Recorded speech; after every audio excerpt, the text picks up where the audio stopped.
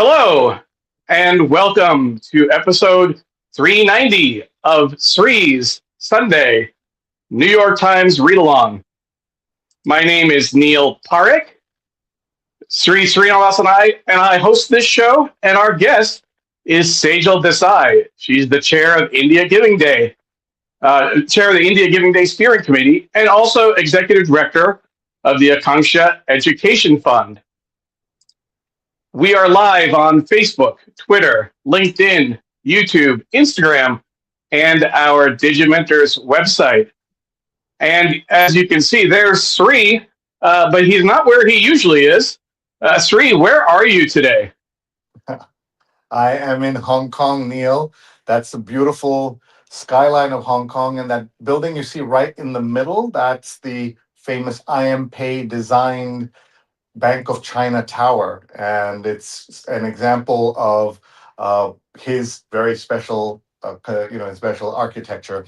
And I'm here to do some training, some AI workshops. I'm doing them all across Asia. I was already in Singapore, and now I'm in Hong Kong, and then I leave for Colombo in 2 days.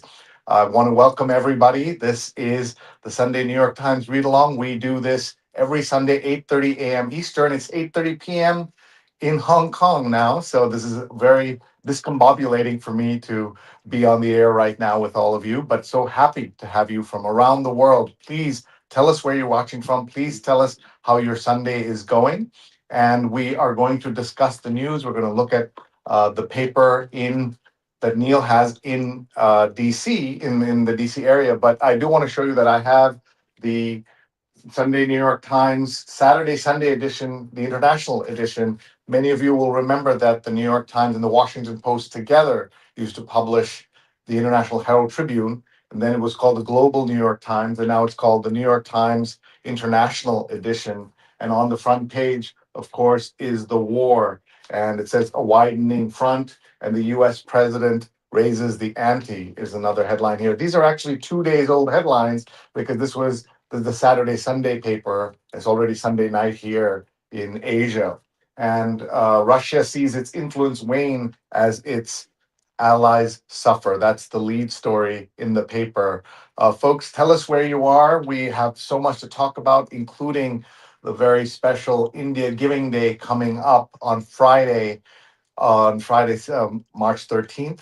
We are going to be talking about all the ways in which you can support India Giving Day. And on India Giving Day, we have India Giving Day Live, which is hosted by Alex Count, former guest on the show of the India Philanthropy Alliance, Manisha Bharti of Pratham USA, Neha Gupta of Teach for India, and I will be joining the celebration as well. We have special guests Vijay Amritraj, M.R. Rangaswamy, Deepak Raj, Ishita Ganguly, and India Giving Day ambassadors, youth leaders, and so much more. 3 to 6 p.m. Eastern time will be the show, but India Giving Day, of course, is the entire day. And in fact, it started a week ago. There's a period of 2 weeks before, 1 week before, 1 week after, where the donations count towards India Giving Day, the totals that are raised to support 51 charities, nonprofits doing such wonderful work in India. And you'll meet Sejal Desai in just a minute. Let me just say hello to a few people watching. Jonathan's watching from the foggy East Village. Deborah is watching from Fort Lauderdale. Patricia is watching from New York and says, Happy Women's Day. That's right. Happy International Women's Day.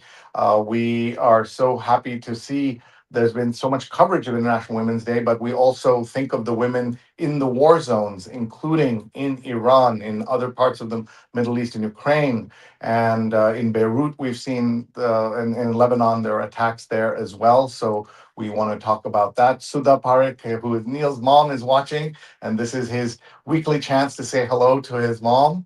Hi, Neil. You can say hi to your Hi, mom. Mom. Mom, how are you? I'm so glad that you're back home in Hastings. She had been in Florida for the winter rather, and just got back this week. So, Mom, always happy to have you watching the show, and glad that you made it back.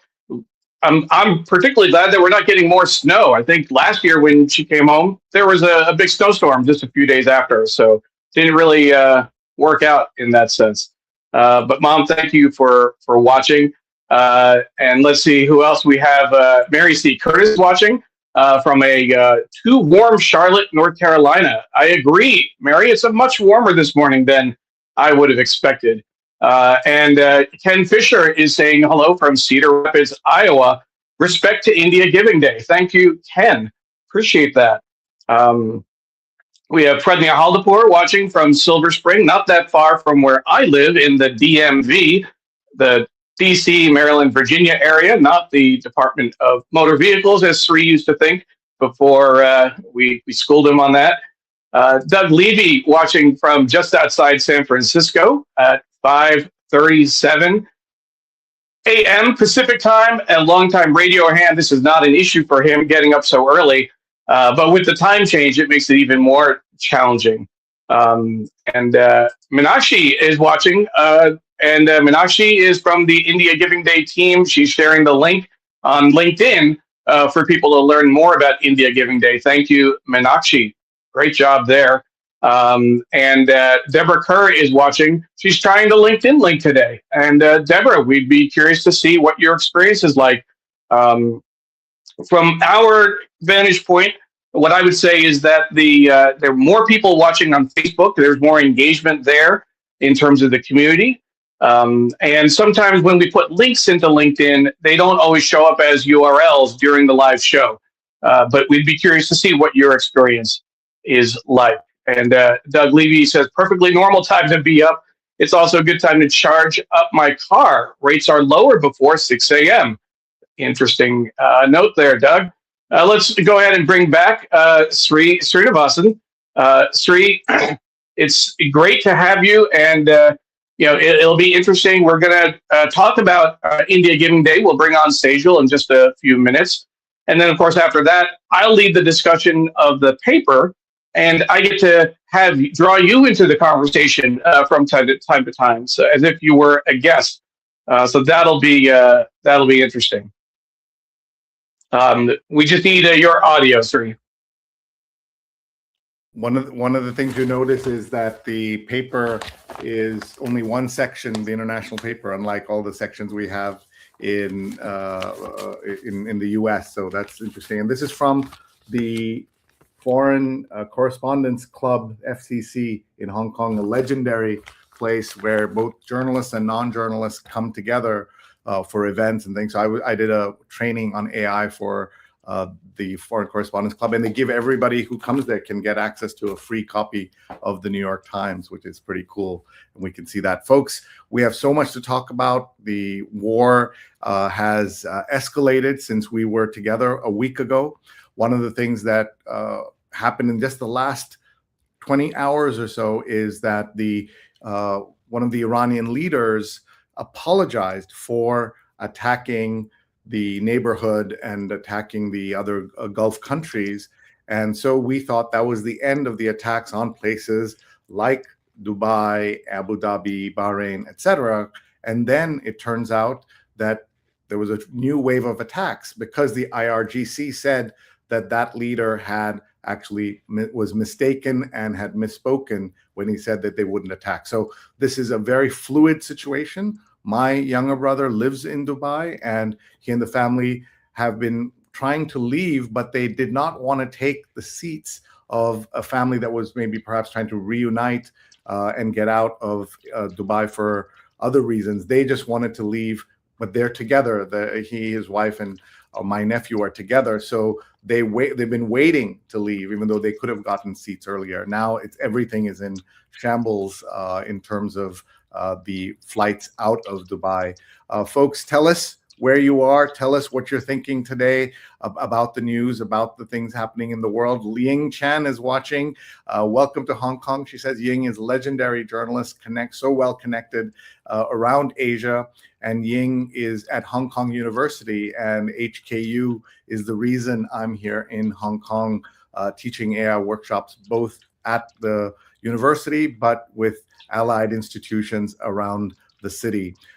We have also people who are watching right now on Instagram, as well as on Facebook, Twitter, YouTube, LinkedIn, and on Digimentors.group. Everyone, please check out our archives. We have some fantastic shows, just as today's is. Pradnya is watching, and she says, Iran seemed to have a basic project management problem. At the same time, I would say we are seeing horrific photographs of and video of kind of the streets of Tehran on fire from U.S. attacks on oil depots, Israeli and U.S. attacks on oil depots, and that's just kind of apocalyptic scenes that you're seeing there right now. And we see Peg is watching from Minneapolis.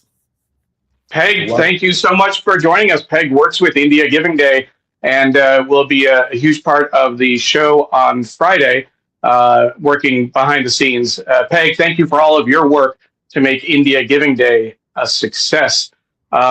Before we jump into the show, Sri, we should pay some bills, as it were, and thank our sponsors. So we want to give a quick shout out to Muckrack and Graphic History Company. Thank you so much. Muckrack has been a longtime sponsor of the show. Graphic History Company joined us in the last year. Thank you for all of your support. And as a reminder, this show is produced by Digimentors, the social and digital consulting firm that Sri Srinivasan started with his good friend Andrew Lee. And I'm proud to be the Vice President of Events and Communications. We do social and digital marketing events and programs like this, trainings and workshops. We also do a lot of work around AI. That's what Sri was talking about earlier. That's why he's in Hong Kong right now. But thank you again for joining us. Sri, I want to ask you before we dig in, are you getting a lot of questions about U.S. foreign policy at your events and in the informal times? Or what kind of reception are you getting coming from America? Yeah, I think for the last 10 years, if you're an American abroad, you've got to answer for everything that's happening in the United States. And during the first Trump administration, we saw that, and then not so much during the Biden administration. But now, certainly with this war, so many questions being asked, and you kind of have to defend or you're asked to defend what's happening. And it is indefensible in so many ways what's happening in the US. And that's one of the things that we kind of talk a lot about in my newsletter. And I'd love everyone to subscribe, srinet.substack.com, srinet.substack.com. There's also a LinkedIn version. Before we bring Sejal on, I thought we would just show you and my adventure getting to the Singapore was I was going on the world's longest flight, and then right at the beginning, in the first minute, the flight that was already 19 minutes and was going to be 19 hours and 10 minutes became longer because our plane clipped the tail, as you can see there, of the Spirit Airlines. That's what that circle is. And we were stuck in Newark for a while. The story went viral around the world. Just tells you there's so much nervousness already about flying with the war, and something like this happened, then you really question, should you be getting on a plane? And because I have this commitment to doing these workshops in various countries, obviously I did get on the plane, Neil, but it was nerve-wracking. What is the longest flight that you've been on? The longest flight would be for when we went to Dubai 2 years ago now, I think, almost, for a conference that we were working. That was certainly the longest. I still remember going to India when I was younger, hopping from New York to London. I think we stopped in the Gulf and then to India before we started doing these long haul flights. Here's a comment from Mary C. Curtis, our great friend watching from North Carolina. everyone check out her Equal Time podcast as well as her commentary. So interesting to see 3 former presidents, Democratic presidents, Kamala Harris, and leaders pay tribute to Jesse Jackson and the difference he made in our lives. And we paid tribute to Reverend Jesse Jackson last week, 2 weeks ago on the episode where we talked about his passing. Pradnya is tagging various folks. That's what you can do, folks. Tag your friends on various channels. They can watch us live or later. John says, the longest flight I've been on is one to Korea, which is also certainly long. And here is a comment from Anomaly 1970, 15 hours straight from Houston to Auckland. And Sudha says, I'm glad you're safe. Thank you, Auntie. That means a lot. I think we're ready to celebrate India Giving Day, the start of it, with our friend Sejal Desai, who is going to join us. We are talking about this very important event that's coming up on Friday, March 13th. We celebrate the occasion where we're bringing together 51 different nonprofits as they are raising money on this one day over a couple of weeks to mark that period. But of course, this is to make sure that all kinds of charities that are doing every topic that you could be interested in, whether it's jobs, education, food, all of that's being covered. And so, Neil, let's bring Sejal on. Sejal, welcome to the show. Thank you so much for having me. Tell us about where you are right now and how you're doing. I know you're very busy with India Giving Day coming up. Yeah, so I am tuning in from Dallas, Texas, and it's finally bright outside. When we got on earlier, it was dark thanks to daylight savings. But it is a busy 2 weeks leading up to India Giving Day, but an exciting 2 weeks as well. So glad to be on this show talking about it. And you as you said, the clock has already started a week ago, so it becomes a 2-week period. So explain, please, if you can, how it works and what people can do. They can, of course, go to India Giving Day and they'll see the range of nonprofits. We will talk in detail about yours, which is Akanksha Education Fund. But if you can give us the overall picture, please. Yeah, no, absolutely. So India Giving Day is a global day of giving dedicated to supporting nonprofits working in India that have a US presence. It brings together donors, organizations, and the diaspora for one concentrated day of collective generosity, right? And we, of course, while India Giving Day is on March 13th, we have an early Giving Day period, which started off on March 1st. So really, anytime now, you are welcome to go to indiagivingday.org, find a nonprofit of or a cause that is of interest to you, and give online, or multiple causes that resonate with you, and give. And the idea was really simple, right? When many people give on the same day, the impact multiplies, and instead of hundreds of organizations fundraising in isolation, India Giving Day sort of created this one shared platform and moment where generosity towards India became visible, hopefully contagious, and powerful, right? And so when we started this back in 2023, the impetus behind it was to create this energy around giving to India, and also create awareness of multiple organizations that were doing incredible work on the ground, and but also offer up to donors a set of organizations that were vetted by the India Philanthropy Alliance, which is the sponsoring organization of India Giving Day, and the organization that manages India Giving Day. There's a team, Peg and Minakshi and others are actually tuned in here, and they work very hard to vet the organizations that are on the platform. And so really it just provides you with a group of now growing, even more than when we started. We had about 25 organizations in the first year, and we're up to 51 this year, organizations that people can give to. I see Alex Counts is watching. He's put on indiagivingday.org. Everyone, please go to the site. You can make donations today. That'll count toward the total of India Giving Day on Friday that's coming up, Friday, March 13th. And Alex is watching in Hyattsville, Maryland. I thought he had several other titles, but I didn't know he was also president of the Sejal Desai fan club. I'll give you a chance to give him a shout out here now, Sejal.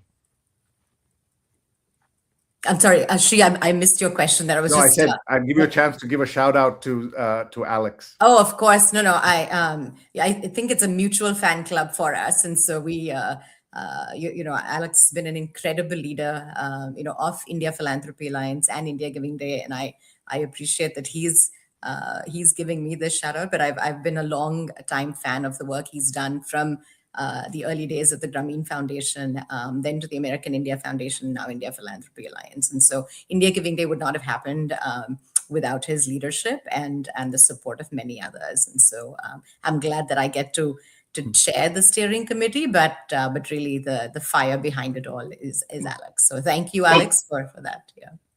Before we get to Patricia's comments, Sri, I want to give my own shout out to Alex because he's making my job and actually making my job a lot easier. Usually when we're doing the show, I'm also trying to drop in links to the relevant organizations and the websites, etc. And I was furiously copying and pasting, and then I looked up and Alex's comment was there. So thank you, Alex, for helping out, and of course, Meenakshi in LinkedIn. I think I could just sit back and relax a bit, Sri, and let them do the audience engagement, right? What do you think? I think that's a great idea. That's good practice for them because we're doing the India Giving Day Live that's coming up on March 13th from 3 to 6 p.m. Eastern. We'll have a live show with fantastic guests. Sejal, we kind of think of it as a kind of telethon and a chance to just kind of focus people's attention. It's a 24-hour day. It's a 2-week giving period. But when you have a live show, there's something that just makes people pay attention, and that's important. Let's keep seeing what people are saying here. And Patricia, who had asked how to give, now got your feedback. So she's saying awesome for that. Meanwhile, Pradnya is going to LinkedIn to share the show with her friends. So everybody do that, please. And Alex says there was an India Giving Day concert fundraiser in Germantown, Maryland yesterday with around 550 attendees. The beneficiary was Ek Kadam Aur, which benefits blind children in India. Beautiful idea, and I'm glad that they were able to do it. Meenakshi is also showing all the causes that you can see there, indiagivingday.org/causes. And again, Pradnya, who is our champion sharer, she goes out and tags these people on LinkedIn so they can see this live or later. This will be playing on all the channels as soon as we are done. One of the things that struck me, Sejal, is how cooperative all of these nonprofits are. If you're on the outside, you would think that here is a set of nonprofits of going after money in a limited pool, of several million people in the U.S., as well as Indians and non-Indians give and support, obviously. But there's kind of a niche topic. But instead of competing, you are cooperating. You're working together. Talk about that, please. Yeah, and to me, that is actually the best part of sort of the spirit of India Giving Day. It was one of, I would say, the founding principles behind, or the values, when we wanted to get India Giving Day started. And I think, as organizations, we were guilty of this very competitive, limited thinking, right, around the fact that there was a scarcity of donors and people wouldn't share, and many of us really come to this with an abundance mindset and really wanted to see how we can get people to work together, to support one another, to collaborate, to actually become spokespersons for each other's organizations. And I think over the last 4 years, we've seen that spirit really take hold. And we actually just did this event in Dallas 2 days ago. And this is something we've done now this was the 4th year in a row, where multiple organizations come together to celebrate India Giving Day. Here in Dallas, we had about 7 to 8 organizations that participated alongside us. And we had,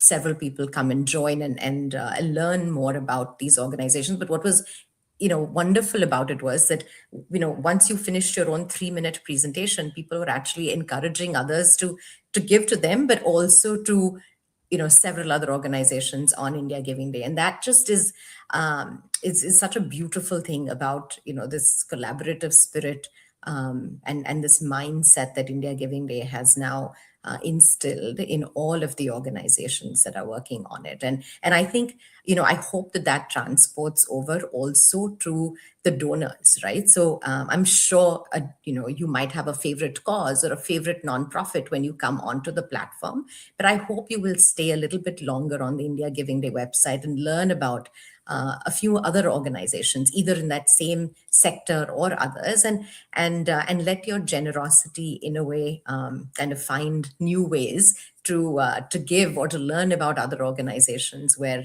you can. And so we also have something called India Development Fund on the India Giving Day website. So if you show up on India Giving Day's website and you want to give to everybody, because, oh my gosh, they're all amazing organizations, you can make a donation to the India Development Fund, and Alex and team will distribute that across all the organizations on the platform. So in a way, you can walk away feeling like you've contributed to support many of these. And so, yeah, but Shri, thank you for that question. I think, to me, success is seeing that incredible collaborative spirit that India Giving Day brings out in all of us. That's amazing. Talk about the $100,000 in matching gifts, prizes, event grants. There's so much you've done from the early days of a couple of years ago to where this is now such a sophisticated setup and able to help so many people. Yeah. And so, so I, as I mentioned earlier, I'm actually in Dallas, Texas, and India Giving Day in part was actually inspired by North Texas Giving Day, which is a long-standing giving day here in the North Texas region, where, again, when we got started the first day, and I say we because I used to work at the Communities Foundation of Texas, where North Texas Giving Day got started. And, year one, we raised about 4 million. And now, 15 plus years later, the organization raises over $80 million in a day of giving. But one of the key factors early on when we got started was having sponsors and supporters that were providing matching funds or funds for prizes, right? That created this, fun spirit of giving. And I'm glad that, we've also at India Giving Day been able to raise money from sponsors and supporters like the Ford Foundation, MacArthur Foundation, Atmic Philanthropy, Avistar Capital, and several founding sponsors like the Sejal Family Foundation and others who have been, whose support allows us to have these kinds of matching funds and prize money available, so the donors' generosity can get, doubled or tripled, depending on when you give, how much that helps the organizations. So it sort of creates some excitement, both for the donors, but also for us as organizations participating in it. Folks, that's Sejal Desai. I'm Sri Srinivasan. Neil's going to join us in a minute. There he is. We are talking about and celebrating India Giving Day, which is coming up on Friday, March 13th. And we do this New York Times read along where we talk about the news and have fabulous guests. And we are going to be reading the paper. I'm in Hong Kong. Neil's outside DC. I have kind of a 2-day-old newspaper, but the headline here is clearly about everything that's going on in the Middle East. Let's talk a little bit more about what's happening. Alex says the Dallas event is the longest running India Giving Day event, thanks to the Akanksha Education Fund and Thai Dallas for always being behind it. We have a comment from our YouTube platform. Great idea and great organization. Sharing on my LinkedIn as well as on other social media platforms. Unfortunately, Anomaly 1978 had to run, but thank you for doing that. This is what everyone can do to support. What I tell people, Sejal, is if you can't afford to give, you can give attention to these causes by just sharing and posting, letting people know that this exists and this is coming up. I think that's really important. Meenakshi says events are being held across the nation and online, and you can visit the events page to see what events are taking place around the country. We're looking at the screen right now. We see multiple causes: animal welfare, community engagement, disability services, education, environment, health and wellness, livelihood development, maternal and child health, poverty and hunger, seniors, women, youth. One of the nice things that you see here, and this will help people understand India, Sejal, that we used to always think it's all about poverty alleviation, which is so important, but we're doing so many different things. And the way to address the poverty in India is not just through direct intervention there, but in many other areas, topics, and certainly the work that you do in education is important. Absolutely. And India is such a, I mean, as you know, such a rich and diverse, country. And I also think about it as very diverse in its needs, right? Because of the large population, because of, uh, uh, just the needs that the country has, while there is there's incredible opportunity, right? And so I sort of, when I go to India, I'm always inspired by, even if especially when I walk into one of our schools, while our students are living in incredible poverty, there is so much hope, and there is excitement, and there's hunger. And I think, I always talk to our donors about, supporting and fueling that, because there is incredible opportunity, right? And so yeah, and that's what India Giving Day allows you to do. And I will say that, the beauty about giving on a retail giving platform like India Giving Day is that, you can give $5 or you can give $5,000 or more, right? Like, it gives you the opportunity. So I would say everybody can afford to give on the India Giving Day platform, because, if you even just contributed what it costs you to get a Starbucks today, that is also meaningful. So we welcome the big gifts, but we also welcome everyone just contributing. I think that makes participation is part of the goal here, and get people involved. Tell us about this page that we're looking at right now. Yeah, so this is our Akanksha Education Fund Giving Day page. This time our campaign is called Playground of Possibilities. And really, so, just to sort of back up, besides being the chair of the India Giving Day steering team, my day job is that I'm the executive director of Akanksha Education Fund. We are an education nonprofit, 35 years old, and really we operate on the belief that every child should have the knowledge, skills, and resources they need to lead empowered lives. And the way that manifests itself in terms of the work we do is that we run 27 public-private partnership schools in Mumbai, Pune, and Nagpur for children from low-income communities. Our approach is a little different than several other education nonprofits. And again, all of our work is needed, across India, but our approach is a very strong depth-based approach. We work with children and families for a 20-year period, from age 3 to 23, with our line of sight is to pull them out of generational poverty by providing them access to, a strong, high quality, holistic education and access to opportunities. So, our schools are innovative. They're in English. They provide multiple experiences, like you would think about, your kids going to schools here. We provide an excellent education on the ground in India. But then after our students leave our school environment, we recognize that these are first generation college goers and need the continued support. And so we have a school to work transition, program as well. And where, we support them with financial aid, make sure they have a compassionate adult in their life, make sure they have continued access to academic support and access to the world of work through internships and various exposure, so that they can have a meaningful transition. So our campaign this time is called Playground of Possibilities, and we, again, we're welcoming donations of any amount to support the incredible work we are doing on the ground. Yeah. We're so grateful for people like you who have given their careers to this kind of work. Sejal, tell us a little bit about your own background. You weren't always in the nonprofit space. You were in a very different arena, and then you transitioned to this. So talk a little bit about that, and what has driven you to work in nonprofits and nonprofits for India.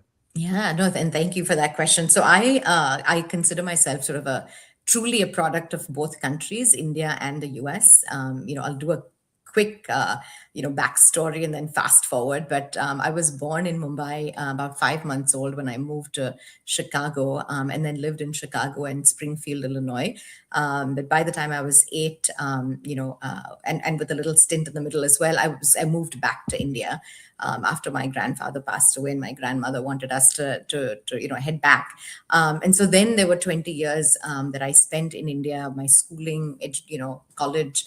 My first 7 years of work were also in India, in Mumbai, and so I'm a passionate, Bombay girl, if you will. But obviously, if you live in Bombay, and in fact, the building I lived in was right across from a slum, and so the juxtapositioning of the haves and the have-nots is quite stark, and so I always was very conscious of what I had, even growing up in a middle class family in India, I was very conscious of what I had and what folks across the street from me did not. And so, and my parents and family also instilled the idea of being actively engaged. And so, while my career started in accounting and finance, consulting, etc., moved over into venture capital and cross-border M&A. I always had a parallel path in the nonprofit sector as a volunteer. From my early days in India. And then I moved to the US by way of marriage, back in 1997.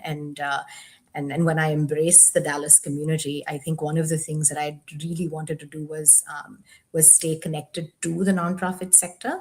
And so I started volunteering in the Dallas area as well, alongside the work I was doing. And slowly that hands-on volunteering became, you start serving on committees and advisory roles, etc. And I found myself getting pulled into really loving that work as well.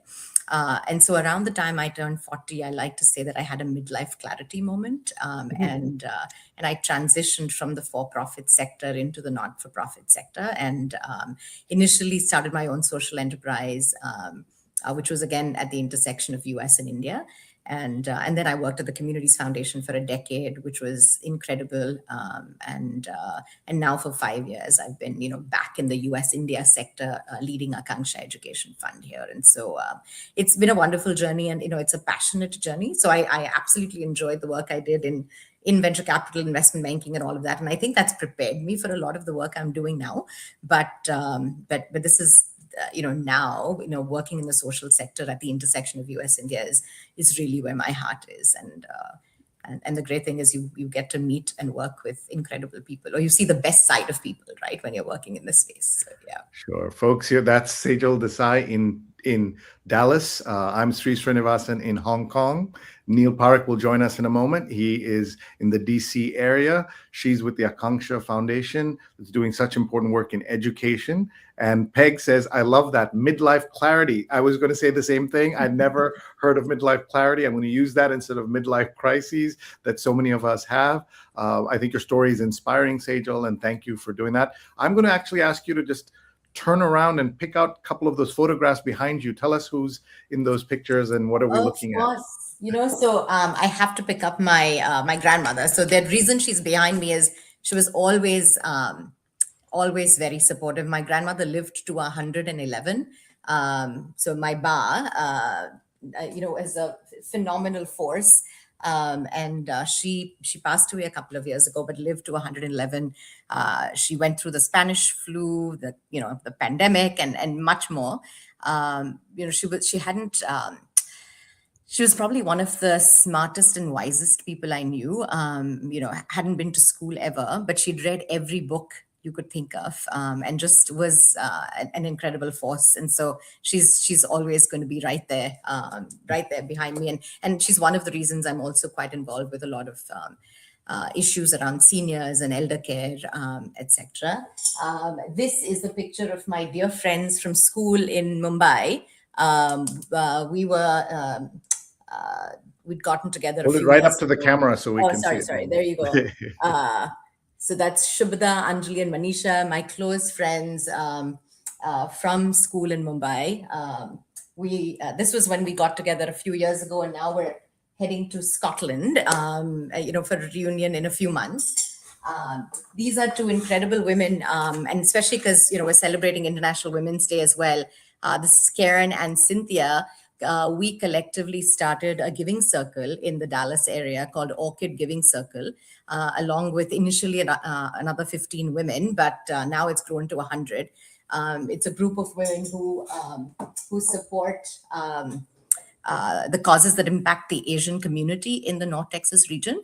We're otherwise considered a model minority, but people lose sight of the needs that the Asian community also has. And so not only did we create awareness around that, but also started this incredible organization over 10 years ago. And we've raised well over $1 million to support organizations. So anyway, and then this is the one last picture, but this is Stacy Malcolmson and Pam Busby.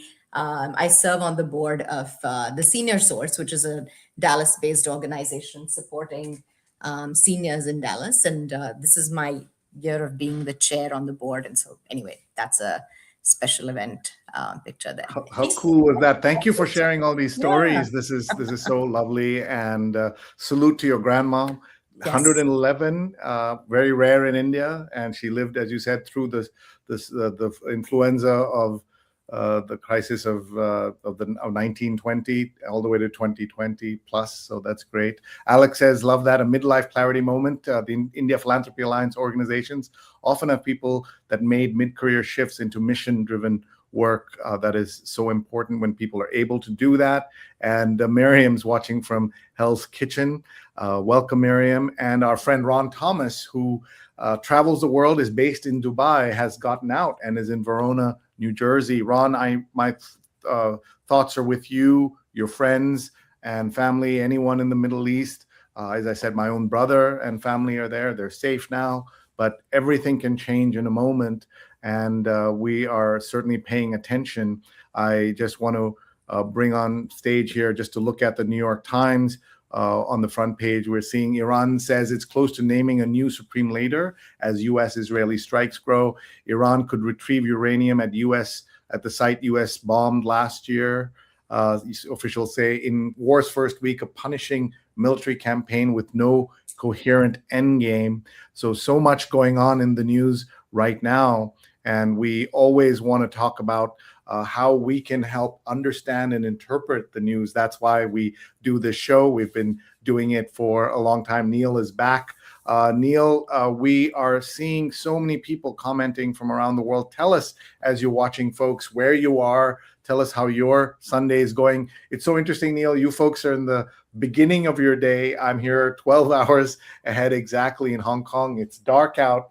And I'll just show everyone the Hong Kong skyline. That building, I said earlier, is that striking building with the lines is the IMPay Design Bank of China Tower. And this is a city that is so vibrant, so exciting, part of Greater China now. We know the one country, two systems. And I've been learning a lot being here just a couple of days now. But the excitement, the energy you see, Neil, in Hong Kong, in Singapore, feels so different from the United States. Unfortunately, at this moment, not just with the war, but with everything happening, there's a different energy that you see and a kind of optimism that they have here, though, of course, everyone's confused about what's going to happen here as well. And I'd love both of you to reflect on that. Neil, we'll start with you to reflect on that, on those thoughts, and then we'll have Sejal also jump in. Sure. Sri, as you were mentioning that, I was wondering, we are at a point in American history and in our politics where we are very concerned about the future. There are a number of people are talking about, throwing out the idea that, if with the war in Iran and with other things going on, would that be a pretense for, impacting the elections in the fall? It's something that President Trump has talked about. He's talked about a third term, et cetera. So I'm actually wondering, and Ying would actually be a great person to comment on this, whether this moment in kind of the anxiety that we're having here is similar to just before the Chinese takeover of Hong Kong, before when the British handed it over, not knowing exactly where it was going to go, or even after they took over, because I think there was a period of time where, before they clamped down, before they really started stifling democracy. Hopefully, no one else can hear that over on your side, Sri, in terms of in the room, etc. But I wonder if it's a similar type of anticipation that we're feeling, that they were feeling. What was that, 20 years ago? Yeah, 1997 was when the right. transition happened, and there is also here. I think they're feeling that with the troubles in the Middle East, places like Dubai, which have become kind of epicenters of global finance, trade, tourism, are going to be subdued a little bit, if not worse than that, and that'll give opportunities for people to look at places like Hong Kong, Singapore, Malaysia, etc., and see if there's going to be new investments and new things happening here. And of course, Neil, the other part is everybody's talking about AI and the impact AI is having all in everything from jobs to the media and so much more. Folks, this is the Sunday New York Times Read Along. I'm Sri in Hong Kong. That's Neil in the DC area. Our guest today is Sejal Desai, who's in Dallas, talking about India Giving Day. And we're going to get to the newspaper in just a few minutes. We have a slightly longer show this time, Neil. We usually go about an hour, but because we have Sejal, we're going to closer to the old format that we used to have, where we go about 90 minutes. We're so grateful to everyone who supported the show for 10 years, including our friends at Scroll.in, one of India's most important independent news sites. We're simulcast on their channels, including the 200. They have hundreds of thousands of subscribers on their channels. So we're very happy to have their audience with us. And so if you're watching, tell us where you're watching from. Tell us how you are, what you're seeing on your TV screens. One of the things I'll never forget, Neil, a journalist named Riz Khan, who used to be at CNN, then worked at Al Jazeera. He would say that what the difference between CNN and Al Jazeera is that CNN covers the rockets being launched. Al Jazeera covers where the rockets land.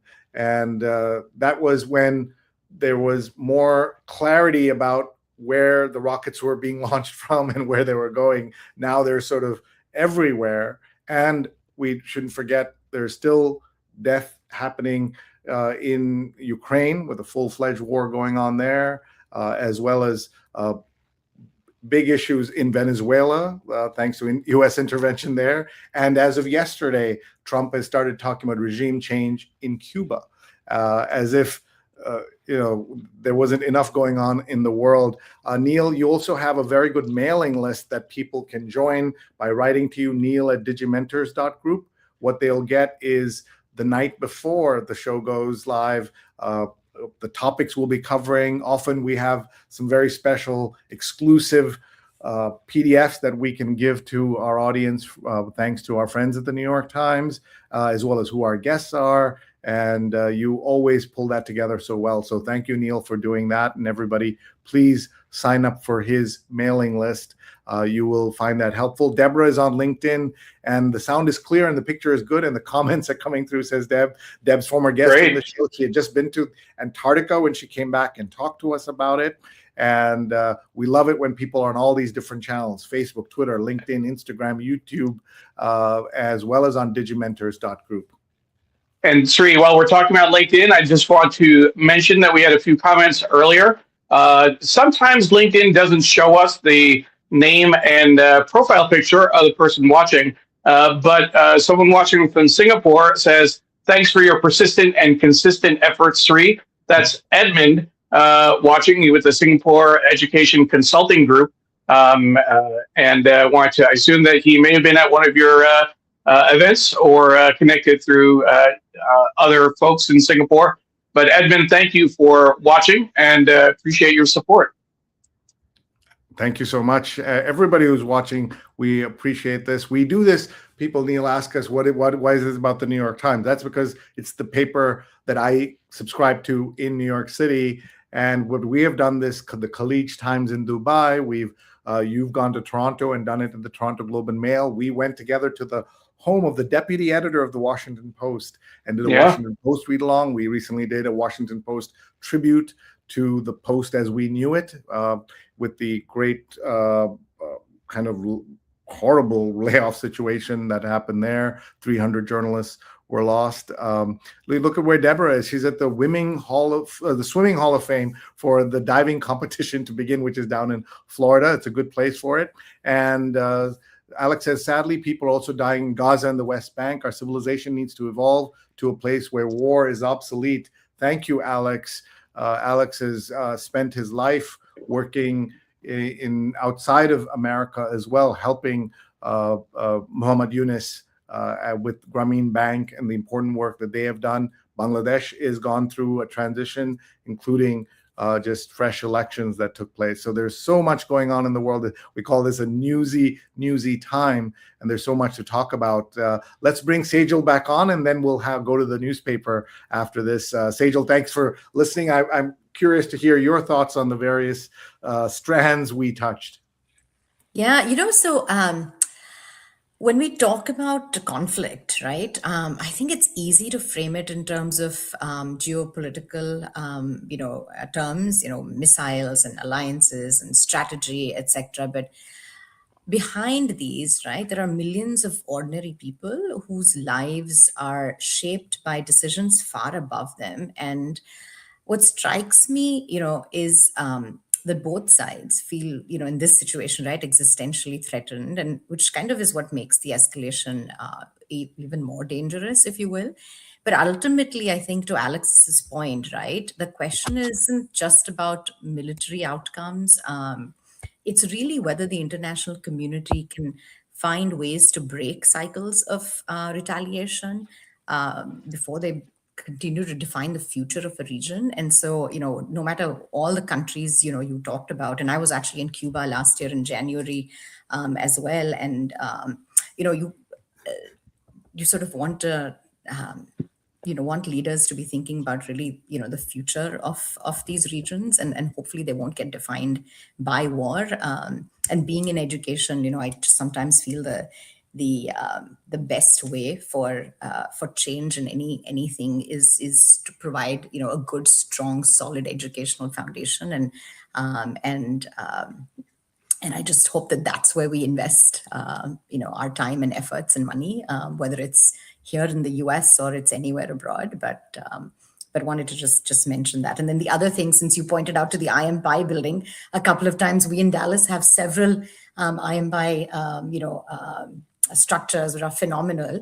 But one of them in particular, our Dallas City Hall, is in the news currently quite a bit. And so because there's, a controversy around whether the City Hall is going to remain in that building or not. And so there's, a lot of emotion around that currently in Dallas as well. But so I just thought I'd mention that. Thank you for bringing those connections. These are the kinds the different connections we're going to talk about on India Giving Day Live, which is coming up on Friday, March 13th. It's a 3-hour show. Neil's going to share the card so that we can all look at it together. There's an exciting program. So many different special guests are going to be joining us. Alex Count is going to be hosting it, along with Manisha Bharti of Pratham USA, Neha Gupta of Teach for India, and I'm going to join for an hour. Delighted to be part of this. Vijay Amritraj, the most famous Indian tennis player of his time, philanthropist, movie maker, actor, will be joining us. Emma Rangaswamy of In Diaspora, an organization that's doing incredible work bringing the diaspora together, and they're hosting their forum and their Global AI Summit in Bangalore in India, March 22nd to 25th. So anybody who can get to India or is already in India and can get to Bangalore, please check out indiaspora.org. You will love the programming that's there. Deepak Raj, great philanthropist who's involved in so many good causes, is going to be a guest on the show. Ishita Ganguly, singer, a philanthropist, great talent, is going to be with us, as well as India Day Giving ambassadors, youth leaders, and more. And this is all sponsored by Parachute Donate. So we're grateful to Parachute Donate for being with us. And this is 3 to 6 p.m. Mark your calendars. This coming Friday, March 13th. It's going to be a kind of telethon for everyone to understand and give to India and to think about giving to India. It's a 2-week period where everything given via to these organizations will count. So please check out indiagivingday.org. indiagivingday.org will be live on multiple channels. And John says he has to log out now. Great show, great cause. Thank you. Thank you for watching. And Pradnya says, looking forward to tuning into India Giving Day live. Neil, over to you. That's great. Thank you, Sri. So what we're going to do is switch to the New York Times, and I'm going to switch cameras, and then I'll bring Sri in as a guest and ask his comments as well as Sejal's. So this is going to be a back to our regular programming in terms of the New York Times. Again, folks, this is the international edition of the New York Times. This is the Saturday, Sunday edition, so it's about 2 days old. But here on the front page is a story, an example of what Sejal was talking about, that players with a lot of money, influence, do things, and it affects everybody else in the world, right? So a crypto baron has big plans. Residents are alarmed. Project would create a libertarian paradise on the island of Nevis. This is a beautiful place, beautiful part of the world in the Caribbean. And the Caribbean island of Nevis is the proposed site for Destiny, a semi-autonomous enclave. The project is being driven by Olivier Janssens, a cryptocurrency tycoon. And this is the kind of thing that on paper to wealthy people sounds great, but it's the folks under who live their everyday lives who are going to be affected. And there, the front page you can see is very different. So Neil, take it away. Absolutely. So the front page here, Sri, Sunday, March 8th, the display photo is the remains of 6 Army Reserve soldiers killed in Iranian drone attack in Kuwait arriving at Dover Air Force Base. This was a big controversy earlier, I think, with President Trump not attending the ceremonies when the soldiers came home. But you can see him right in the back of the picture. It's kind of hard to tell, but that's his red tie and hat. I will say that, from a fashion sense, I've never understood wearing a baseball hat and a formal suit, but that is our president. The lead story, Trump tramples a line, warn faint on war. A major escalation of presidential power. And that's a news analysis by Charlie Savage. And that's the headline over there. Let's see what we have below the fold. The colleges respond, upswing in disability diagnoses, accommodations elicit debate on campus. So that's a big issue, Sri, in terms of in the U.S. I remember seeing articles about people abusing that system or purportedly abusing that system, where they're getting diagnosed, for example, with ADHD, which is something I was diagnosed with about 1.5 years ago now, in order to get extra time on tests and extra accommodations. And the question is whether or not it's real. And I can't speak, obviously, to every situation, but I can tell you that ADHD is real, that it certainly does impact people's ability to succeed and function. Whether or not it's being abused, I think, is a different story, and that's something that certainly will engender debate. Before you go industry, go ahead. Before you go on, I just want to point out that some folks are not just saying about that hat, wearing that hat at a dignified. Yes. What's called. Go ahead and add the comments. The dignified transfer is what it's called. So yes, that's very sad. And about these campus diagnoses and things like that.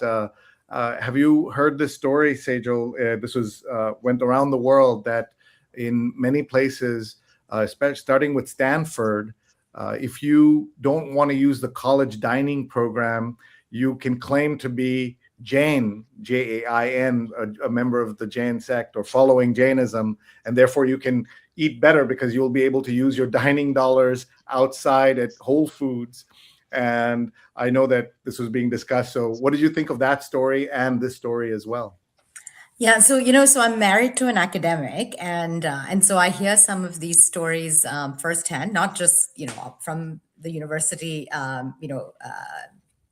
that he's at, but others as well, right, in the community, and it's a tough one, right, where the where students who really do have ADHD, right, and really need the support, which I do agree with what Neil said, that in a way I used to always admire the fact that this country was providing these concessions where, when I was growing up in India, I don't think there were these concessions offered. And so I always appreciated the fact that that the needed concessions were offered. Unfortunately, like any system, this system, is probably also getting compromised, or and people are taking advantage of it, whether it is to get better food or to get more time on a test.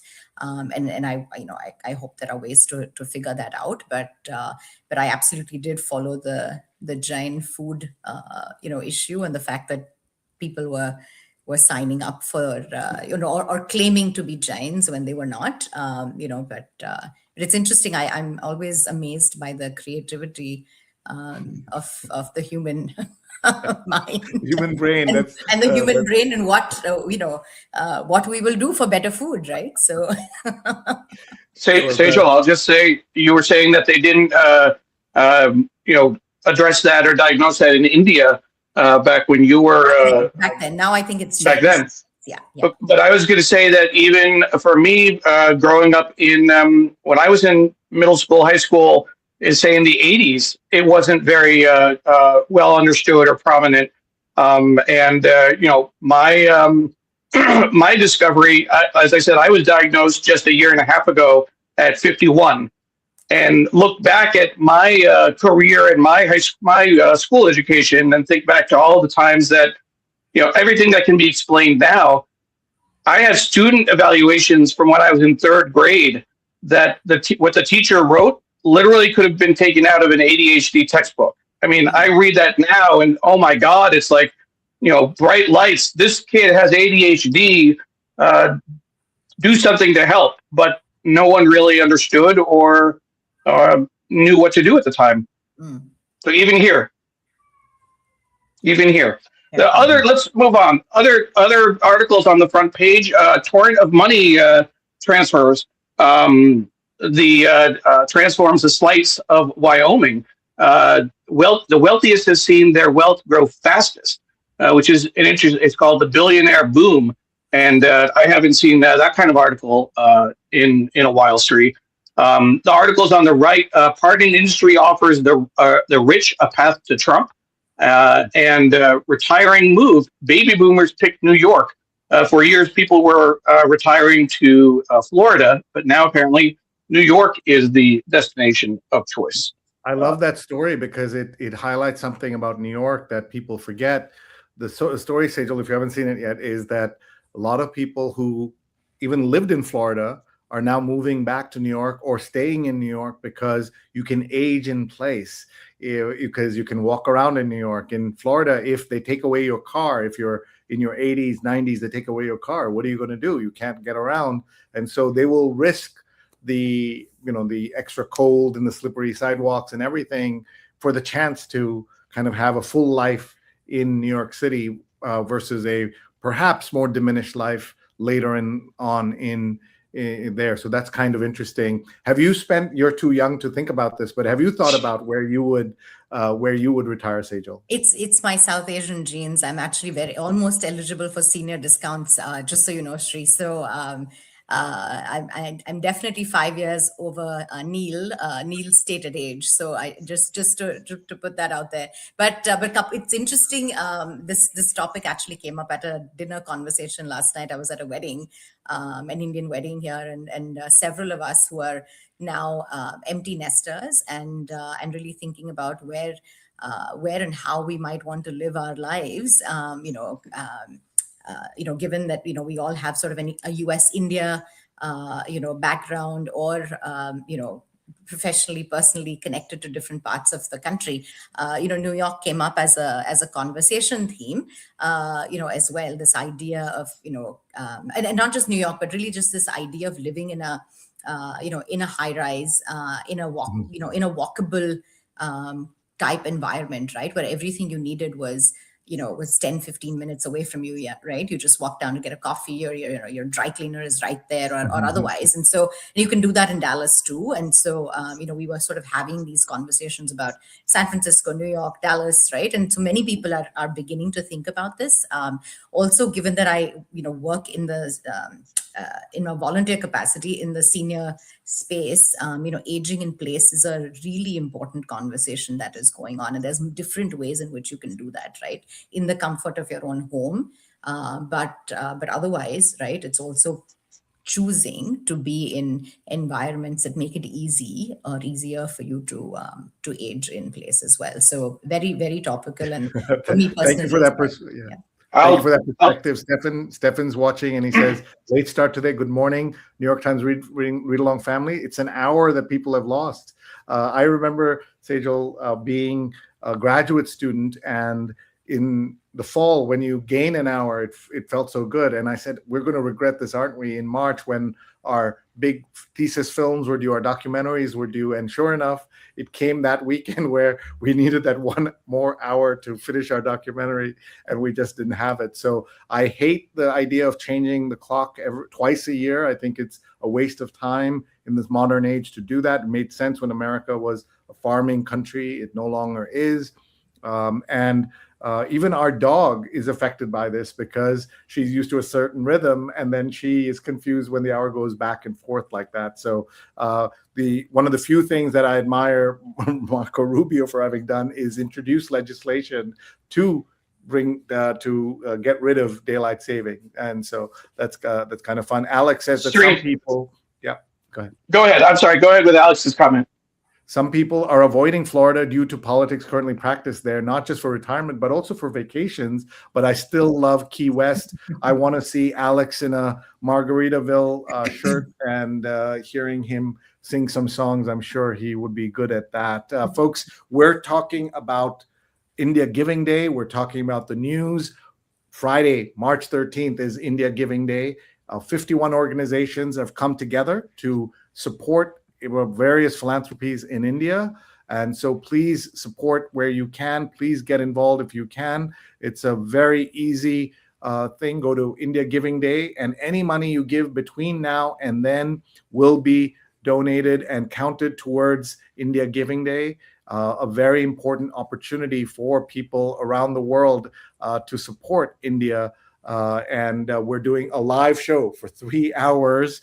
Alex Counts is going to host it. He's of India Philanthropy Alliance, Manisha Bharti of Pratham USA, Neha Gupta of Teach for India. I'll be along for the ride as well. And look at these stars: Vijay Amritraj, M.R. Rangaswamy, Deepak Raj, Ishita Ganguly, India Giving Day ambassadors, youth leaders, and so much more, all brought to you by Parachute Donate. That's the main sponsor. There's so many things going on, but thank you for watching. Thank you for supporting us, and thank you for watching here. We have someone watching from Sudha says, great show about giving. And we have Amy is watching and says, hello. Amy McIntyre. Yeah. Amy Hi, Amy. Thanks for joining us. I wanted to say, Sri, just before we move on the question of finding a retirement place, and with my mom's comment, of course, before Alex's very important comment about the politics in Florida, I know that Sejal, a number of Indian communities from the New York area have almost transplanted to Florida. In Tampa, there are whole subdivisions that are almost like Indian enclaves, and they've recreated that kind of community there. A number of people we knew from Westchester have moved down. I'm wondering whether you're seeing any of that in the Dallas area as well. Oh, so absolutely. So especially starting the pandemic, during the pandemic, there was a large wave of folks from New York, New Jersey, as well as California that have moved to Texas, to Austin and Dallas specifically. That has also led to a lot of conversations in the news, as well here in local politics as well. But no, absolutely. I think, Dallas that way is an incredible place from the perspective of, industry, diversity of work opportunities, cost of living, weather.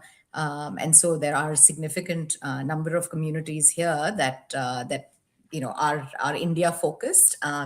Our food scene has clearly evolved over the last Indian food scene has clearly evolved over the last few years as well. But also, we were talking about Florida and retirement. There's several senior living centers that are also opening up here, focused on the Indian community as well. And so, you're seeing some of that shift in Dallas as well. Thank you for that. Neil's flipping through the paper and we're looking at various things there. He's going to talk through, well, look at that ad for, what is that? Fizzy Up Shelf Ready. Oh, it's an ad for the cardboard, I guess, the display stuff, not the drink. Fizzy Up. It's hard to tell sometimes. It's interesting here. This is so with the news of Kristi Noem being fired as the Secretary of Homeland Security. There was a reference to the Shield of the Americas that he was going to appoint her to that, and it's a real thing. I didn't actually realize they unveiled a new military coalition to vanquish cartels. 17 countries. There's so much news you can't keep up with this. I right? had no idea this was happening. And I didn't either. 17 countries sign on as President Biden's anti-trafficking push. Really interesting. And I guess Kristi Noem is going to be running that instead of the department. This other article. This is on for Rambler. Tasty Minerals, Crispy Bubbles, All American. So that might actually be an ad for soda. Rambling Sparkling Water is what that is. And actually, Sejal, it's their looks like their handle is at Rambler Austin. So it looks like it's a. Are you familiar with it? Is that a Texas? Is that Austin, Texas? I'm not. Although So I'm not familiar with Rambler, but I will take a look at that for sure. Yeah, hey, there's a sponsorship opportunity. You go to them and say, sponsor us. We saw you in the New York Times. Right. And you're just in terms of the ads, Sri. Do you remember seeing an emoji in an ad before? I don't remember that. No, never so prominently. Right? That's all there is, right? But that's a full page ad. That's amazing. That's a full page ad. I'll try and pull it up even higher. You see a lot of white space. For people who don't track, at least last time I checked, that's a $75,000 ad right there. For a full page Sunday ad. That's pretty, and color too. That's a lot of sodas, yeah. So let's see here. Surfers seek lost wave in city far from the sea. This is actually in Germany, apparently. Surfers in the Englischer Garden in 2024. After a surfer died, Munich officials dredged the creek and the wave disappeared. But wait a minute. Pause there. I was in Munich at that spot watching the surfers. It's an incredible thing. So wow. You're saying that's gone? Wow. Well, apparently. So more of the captions, the pictures on top. Let me make sure it's lined up right. The surfers and engineers position a long metal beam that was intended to redirect the current and revive a standing wave in Munich. The mayor said that he wanted the surf back, but that it had to be done safely. And that's Sri's video of that same spot. Interesting. And then the other picture is examining the riverbed during an inspection. Right, about 250 people demonstrated to demand restoration of the wave. So that is interesting, Sri. And you were when were you there? Let me see. My Apple will tell me it was August 4, 2024. So this has happened very recently. And that was in the same year, at least as that picture was taken, 2024. Interesting, very interesting. So I'm going to make this point, Sri. We talk about reading the print edition of the paper. We talk about the serendipity of just flipping the pages and finding an article. I'm assuming this is not an article you would have stumbled across in your feed, in the sections that you tap on your phone. But this is what we see when we look at the print edition. We turn the page and, oh my God, Munich, I was there. Yeah. That was pretty cool. Yep. Paula's watching from Tallahassee. Paula, great producer on the show. We appreciate you always, Paula. Thank you for being with us. Folks, if you're just joining us, we have about 15 minutes left, but as soon as this is over, the show will restart on all these platforms, Facebook, Twitter, Instagram, YouTube, LinkedIn, as well as on digimentors.group. And Neil's just looking at the front section now. He's then going to pick up the other section so we can see that and talk a little bit more. And before we go. Yeah. We'll also, when the show is over, just a little bit, it'll take a little bit of about an hour or so, but we'll get the show up on Spotify and Apple Podcasts as well. Very exciting. Very exciting. That's a new thing. Sejal, people have been asking for 10 years. They'd like to listen to the show while doing other things, not having to watch. And so we finally got to that. Where corn and soybeans rule, the oat mafia fights for turf. Wow, that sounds like a fun story. Really important to understand the farmer wars. Yeah, the Byron, Minnesota. And that's another full page story. Again, that top picture and the full page devoted to that, which is interesting. Darshana is watching from India, joining in after a long time. Hi, Darshana. Thanks for watching. And look at this lovely note. This is such a cool conversation and concept. Love it. Nothing better than reading the actual paper. So great to see everybody watching. Alex says, speaking of Dallas, IPA is planning a major philanthropy conference in Dallas in late September. The local Indian community is welcoming us. We'd love to welcome everybody. Yeah, stay tuned for details. September 29th. September 29th. September 29th, mark your calendars, make a plan to come. It's going to be a great event. If you want to learn about philanthropy, and India, it's just going to be a wonderful gathering of people from around the country, but also right here in Dallas as well. So, and I look forward to coming and attending, but I bet at this moment, Sejal, you're not thinking of the September conference until Alex brought it up. You are focused on India Giving Day coming up on March 13th. There's so much happening there, and you're doing multiple events. So we do have, I have to say though, we do have two steering teams working simultaneously, one on India Giving Day and the other on the September conference, because there's a lot to do there. But absolutely, India Giving Day is front and center right now. And I hope it is for everybody that's watching as well. IndiaGivingDay.org, while you have your phone in front of you, it's a good time to go make a quick donation as well. So please absolutely, everyone should do that. And Neil's flipping through the paper. He's going to pull out to the section so we can see that. We only have a few minutes left. We're going to give Sejal a chance to promote India Giving Day one more time, at least before we go. But share your questions, share your comments. This is such an important time. There's so much going on with the news. Neil, what is that enormous spread that we're looking at? This is I was going to point out, it's a Wyoming story from the front page about torrent of money transforms a slice of Wyoming, billionaire boom, a new frontier. And when I opened it up, I had no idea that they would give not just 2 pages inside, but it looks like it's a full four pages inside with a full. No one will pay them the $150,000 a year or more they need to live comfortably here. Interesting. Founder of the Wyoming Immigrant Advocacy Project, referring to immigrant workers. So it looks like Wyoming is starting to become a hotspot. And then this inside, the next piece, ultra wealthy flex their influence in a mountain retreat. So that's definitely an interesting story to look at, Sari. Nonprofits can't be the solution. They're funded by the rich, so the rich dictate who gets served. That's an interesting commentary. We sell hundreds of millions of dollars of real estate every day, and it's not taxed. So that's what's going on in Wyoming. One thing that I'll just point out real quickly, Sri, in New York, when you get the paper, obviously you're not in New York right now, but the New York printing plant, College Point, that Sri and I have both toured, can print a 40-page section. This is 36 pages today.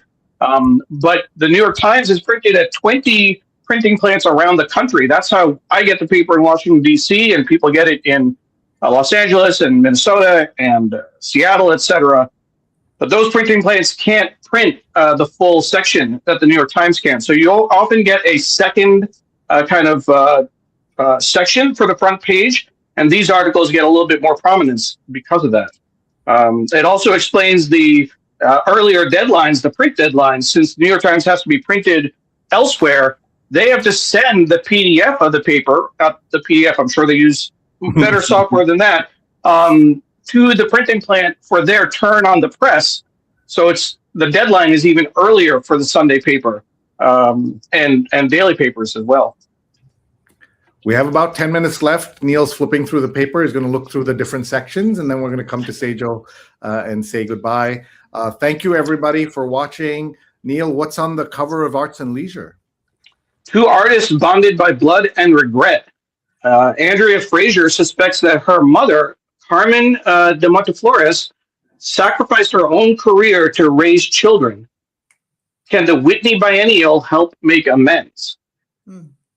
That's an interesting family story in art. If I hold this unconscious conviction, this is the caption, that I destroyed my mother's creativity, Andrea Fraser Wright says of Carmen de Monteflores, then this latest effort is about trying to repair things decades later. So that's the cover story for Arts and Leisure. Sunday Opinion, this is about Trump's reckless war. The president's fantasies of American power have put us all in danger. True change in Iran will come from within, by Reza Aslan. The first one was by Lydia Palgreen. And we have Sunday Business. This is a portrait. He's the tech guy making America's weapons. Palmer Luckey, the Hawaiian shirt-wearing founder of the startup Endural, if I'm pronouncing that right, has become a player in modernizing the U.S. military. That's almost like a Soviet propaganda poster, and I'm sure I assume that's intentional. Just say that guy Lucky Palmer is the one who created the those 3D immersive glasses that the environment where you wear those on your face, and the VR, yeah. And then from that he has gone on to become a very powerful arms merchant, really. And when he started, he was very young when he became so successful in the tech space, and now focused on drones and doing that. We have folks watching from everywhere, including, I see Terry is with us, watching from Las Vegas. Terry, thank you for being here. Terry Ann Thompson. Hey, Terry. We appreciate you being with us. And Wan Ha's comment is just so good. I want to bring it up again. This is such a cool conversation and concept. Love it. Nothing better than reading the actual newspaper. And that's what we're seeing Neil do here. And we do this. What is your relationship with newspapers? Do you still get one? Is it all online? How are you with the news? She was that question for me? Sorry. Yeah. No, so we do get the New York Times, and then on Wednesdays we get our local Dallas Morning News, paper as well. I have to say, just the way life is, a lot of my news does get consumed online, though, unfortunately, and through late night comedy shows. Somehow these days, that's the best way I like to consume the news, because it's bringing some humor in.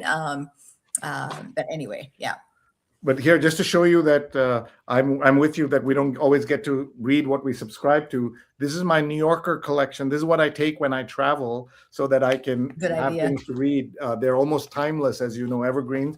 I also have some of my New York Times sections that I've been wanting to read. I carry them with me on the planes so that I can read them. This was a big section on health, remaking America. This was, Neil, a very important. A couple of weeks ago, yeah.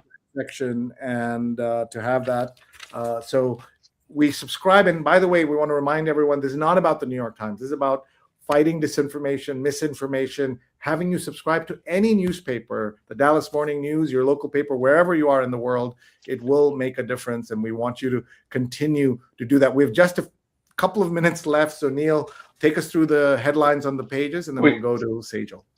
We have a special section on design in the New York Times, and this is endangered design, why many buildings, objects, and techniques across the world are hanging on for dear life.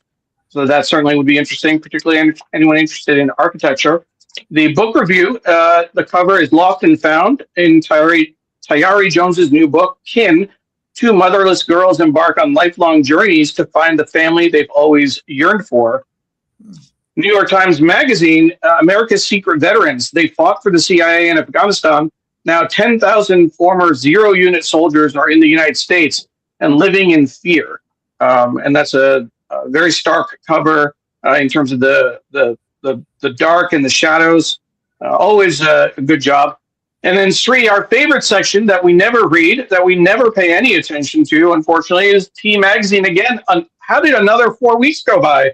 We talked about this just recently, that we never read the T Magazine. Yeah. But this is Sharp or Luch, I guess, men's fashion that gets to have it both ways, double duty. So this is all about men's fashion. I'm sure that you and I are probably featured in here, I think, right? Somewhere. What not to do. What not to do, exactly. But that is the paper. I do want to make just one comment, Street, to the person you had put up the comment earlier, who from YouTube. Someone really appreciated. This is such a cool concept. We are live every Sunday at 8:30 a.m. Eastern Time doing this. We've done this for 10 years. We review the paper, and we comment on the news, on the graphic design, on the layout, and also share the breaking news. Big Take Asia. What's that, Sri? Yeah, Big Take Asia. That's Juan Ha, whose comment you just put up is the host of Big Take Asia, a very important podcast here in Asia that's also obviously available all over the world. Big Take is Bloomberg's big podcast series. It's a daily show, and then she does once a week a show here out of Asia called Big Take Asia. So I recommend everyone who's interested catch Big Take Asia to understand what's happening in this part of the world. Neil, you did a great job with the paper. I know it's not easy to stand up with your camera and then keep an eye on what's happening here. Neil produces this in this beautiful way, Sejal, and that's what we're going to be doing on the read along with Alex hosting, and we have our colleague Christian is going to be running the show, and this is all in our interest to make sure that India Giving Day shines on Friday, March 13th. Everybody, please join us as we celebrate India Giving Day. 51 organizations coming together to raise funds for Indian charities, Indian causes, every cause you can think of, hosted by Alex Counts of the India Philanthropy Alliance, Manisha Bharti of Pratham USA, Neha Gupta of Teach for India, and some guy coming in from Digimentors. Special guests, Vijay Amritraj, M.R. Rangaswamy, Deepak Raj, Ishita Ganguly, India Giving Day ambassadors, youth leaders, and more, all brought to you by Parachute Donate, March 13th, 3 to 6 p.m. Eastern Time. And if you are anyone who's interested in philanthropy, whether to India or not, you want to see how we pull that together. And the amount of money raised makes a material difference in the lives of hundreds of millions of Indians.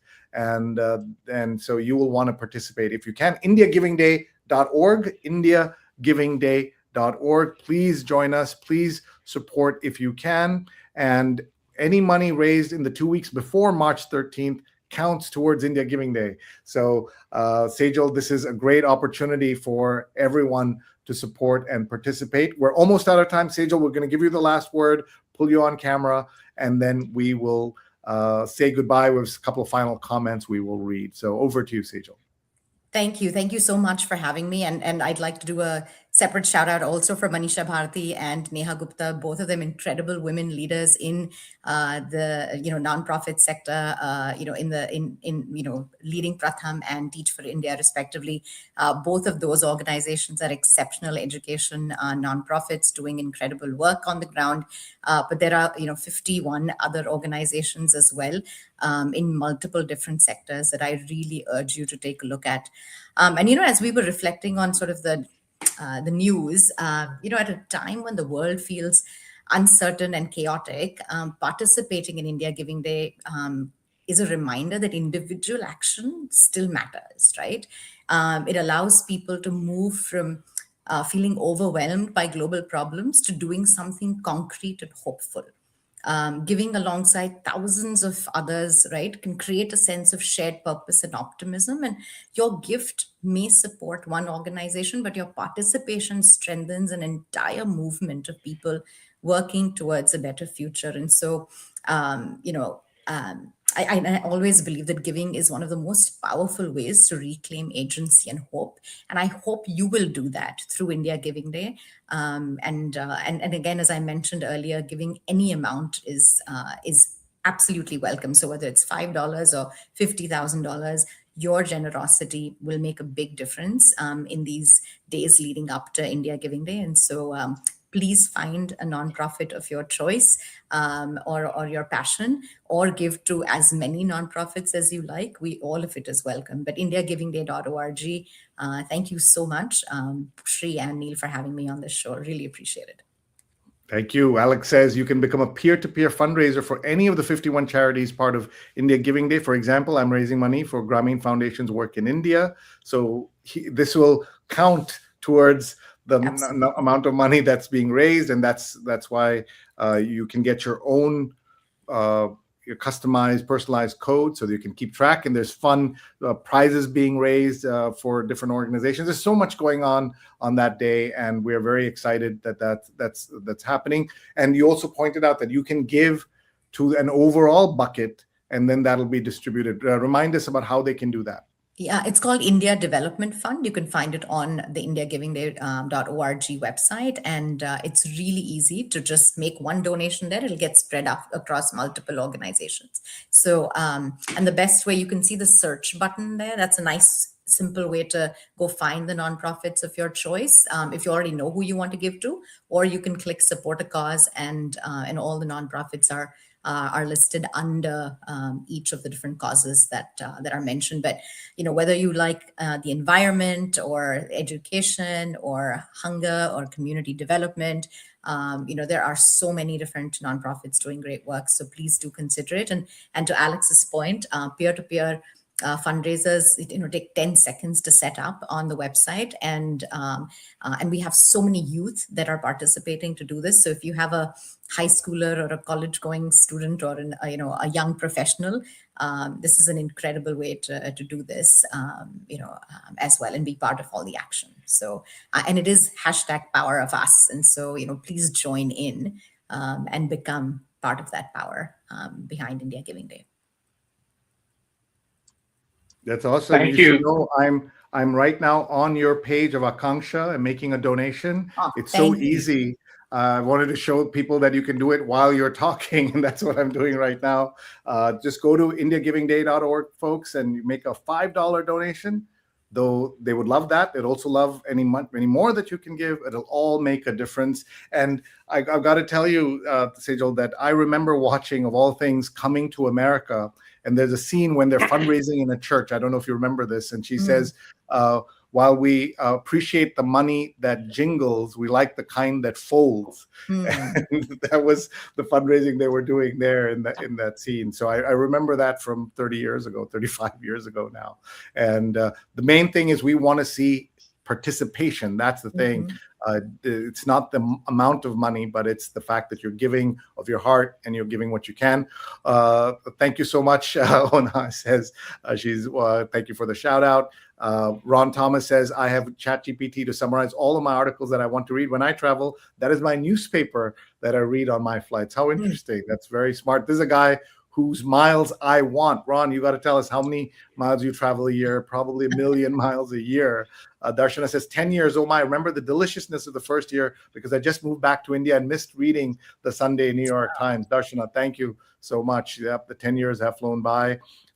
Sudha says that I'm proud that you're producing the India Giving Day show that's coming up. Terry says, God loves a cheerful giver. What a great line. We're learning from great lines. Mid-career midlife clarity was what Sejal said that she has. Meenakshi is sharing the links to the India Development Fund. Stefan says, we can't do everything in this world, but we all can do something. Helping others is the way. These are all bumper stickers we should be using on the show on Friday. Here's the Development Fund. And Peg says, thank you. So thank you, everybody, for watching. Thank you for being part of the show. Neil, back to you. And Sejal, thank you very much for being with us. We really appreciate it. We'll give Thank you you for a having me, chance and to I'll come see back. you on Friday again, I guess. Yes. Yes. Thank you, Sejal. Sri, that was a great conversation with Sejal Desai, learning all about India Giving Day. And I think one thing we hadn't thought about, Sri, is we could use this show to crowdsource marketing ideas for various groups. I mean, we had several great taglines that they can choose from. So to our friends at the India Giving Day and India Philanthropy Alliance, feel free to pick and choose which one of these might work. Meenakshi says thank you to everyone as well.